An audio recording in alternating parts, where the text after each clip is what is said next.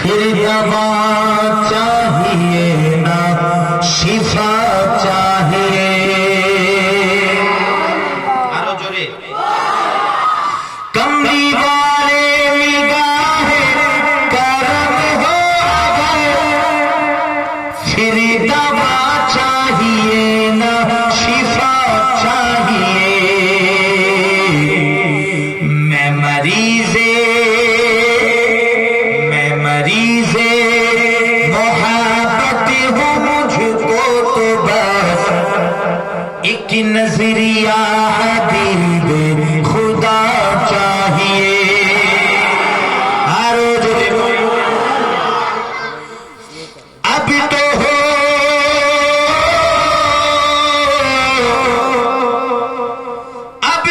हो नज़ीरे रहमत मेरे मुस्तफा सल्लल्लाहु अलैहि वसल्लम। आखिरी बात है तेरे बीमार का, अब तो हो नज़ीरे रहमत मेरे मुस्तफा। आखिरी बात है तेरे बीमार का, कुछ भी इसके सिवा मैं नहीं मांगता। या रसूल अल्लाह या हबीब अल्लाह, कुछ भी इसके सिवा मैं नहीं मांगता। तेरे दामन की ठंडी हवा चाहिए।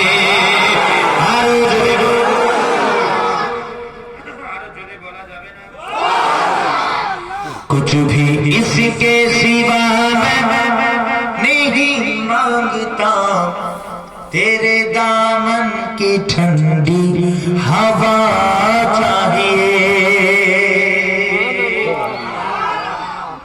अबे ना থাকবে तू ही मां से मुझको आइज़ी बता, किससे मांगे भला मुस्तफा के सिवा। কথা ঠিক না বেঠি? এখানে পরেশান, এখানে ফতোয়া মেরে দেয় আমাকে, বলে ফুরফুরা থেকে বাদ কেন বড়াবড়ি করে। বাবা তোরা থাক বাবা, আমি বাঁধলে কেউ বাদ দিলে বাদ হয়ে যায় না। তুমি কোন দলের তুমি কোন তরিকার কোন সিলসিলা তুমি ঠিকাদার নও, তোমাকে মানি না ঠিকাদার। তোমাদের ওই পেট গরমের ফতোয়া আমি জুতোর তলায় রাখি। জুতো বই ওই যে জুতোর তলায় রাখি, পরোয়া করি না। তোমরা কে ঠিকাদার? বিল্ডিং এর যে ঠিকাদার সেজে বসে গেছো সিলসিলা দরবারে। খানকা কে দিয়েছে অধিকার? এই ক্ষমতা কে দিয়েছে? আরে সিলসিলা থেকে দরবার থেকে বের করা ক্ষমতা একমাত্র রাসূলুল্লাহ। ঠিক কি না বলে? জোরে বলে কথা ঠিক না? ঠিক না? আরে রাসূলুল্লাহ দরবার থেকে বের করে দেবে, সে বের হয়ে যাবে, খারে হয়ে যাবে। হুজুর যাকে ঢুকিয়ে দেবেন সে দাখিল। ঠিক কি না? সে দাখিল, যাকে আমিনার লাল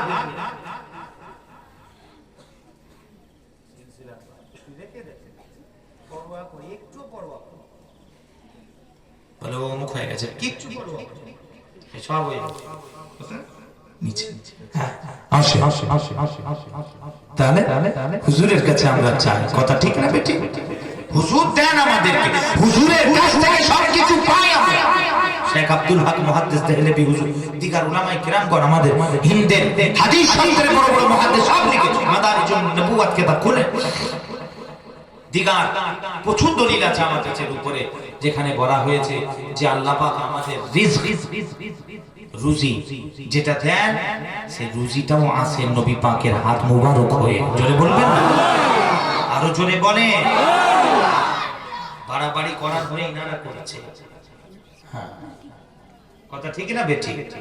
আমাদের ভালো ভালাই যা কিছু আসে সব নবী পাকের চৌকাঠ থেকে আসে। আল্লাহ রাসূলুল্লাহকে দেন, রাসূলুল্লাহ আমাদেরকে দেন। জোরে বলে।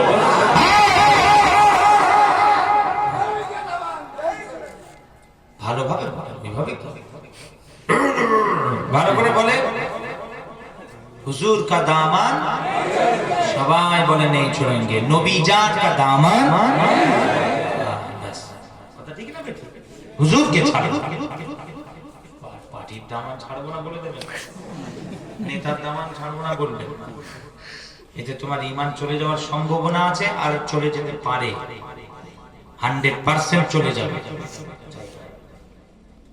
যখন বলবে রাসূলুল্লাহর কথা আমার নেই ছোড়েঙ্গে, আল্লাহর কসম তোমার ঈমান মজবুত হতে থাকবে। জোরে বলবে। আসেন, এটাই শেখাই আমি সব জায়গায়, এটা শিখে যান আপনারা। ব্যাস, এটা আমার এতে আমার কিছু কোনো ফায়দা নেই, এতে ফায়দা আল্লাহর কসম আপনার হবে, আমাদের হবে, সমাজের হবে।